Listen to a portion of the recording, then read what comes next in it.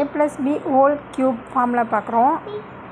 a + b whole cube எப்படி எழுதலாம்னா a + b whole square into a + b.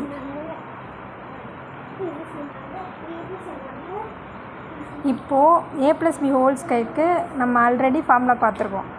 என்னன்னு தெரியும், a + b whole ஸ்கொயரை 2 times multiply பண்ணி கண்டுபிடிச்சோம். a square plus 2ab + b square.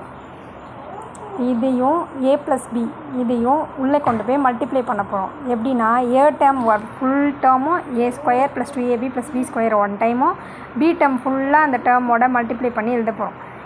a square பண்ணும்போது a பவரில் இருக்க 2 ஒன்று ஆட் பண்ணோம். a power 3 plus 2 times of a square வரும். 2 times of a square b. ஓகேங்களா?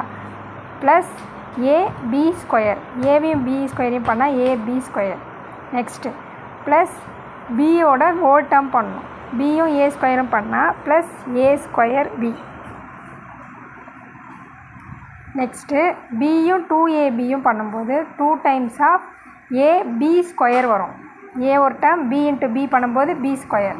நெக்ஸ்ட்டு ப்ளஸ் b ஸ்கொயரும் bயும் பண்ணும்போது b பவர் க்யூப்.